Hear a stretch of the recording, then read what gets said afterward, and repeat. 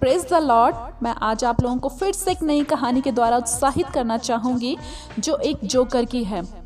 Joker ने बेशुमार दौलत कमाई और उसने अपनी सारी कमाई को एक हीरे में लगा दी जो दुनिया के सबसे बड़े हीरो में से एक था। और वो जब रिटायर हुआ तो उसने अपने घर जाने का फैसला किया। वो जहाज पर था जो समुद्र में से होकर जा रहा था।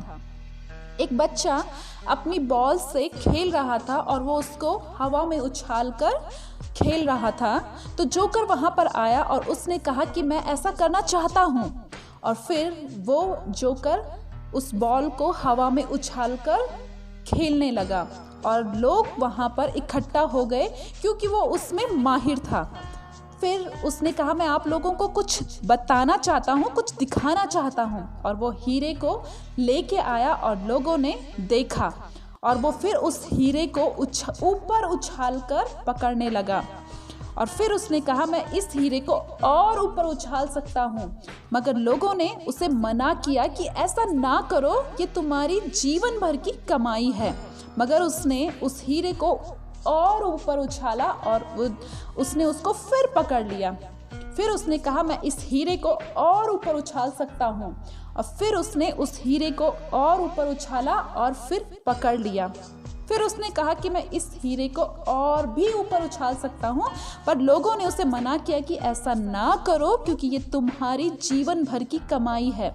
मगर उसने उस हीरे को फिर से और ऊपर उछाला और जैसे ही वो उसे पकड़ने जा रहा था, जहाज में एक झटका लगा और वो हीरा समुद्र में जा गिरा और जो उसकी सारी जिंदगी भर की कमाई थी वो हीरा उसने खो दिया। इस कहानी से हम ये सीखते हैं, यहाँ पर हीरा परमेश्वर को दर्शाता है और जहाज हमारी जिंदगी को। जब हम परमेश्वर को अपनी जिंदगी में महत्वपूर्ण स्थान नहीं देते हैं तो हम परमेश्वर को खो देते हैं।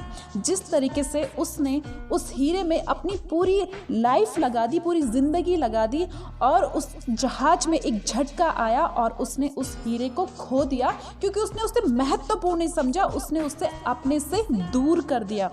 उसी प्रकार हम परमेश्वर को अपनी जिंदगी से जब दूर कर देते हैं तो हम परमेश्वर को खो देते हैं। मगर अगर हम परमेश्वर को अपनी जिंदगी में महत्वपूर्ण स्थान देते हैं तब हमारी जिंदगी में कितने भी झटके लगे, चाहे वो हमारी मुसीबतें हो, चाहे हमारी दुख हो, चाहे हमारी तकलीफ हो, अगर परमेश्वर हमारे साथ है तो हम कभी गिर नहीं सकते हैं।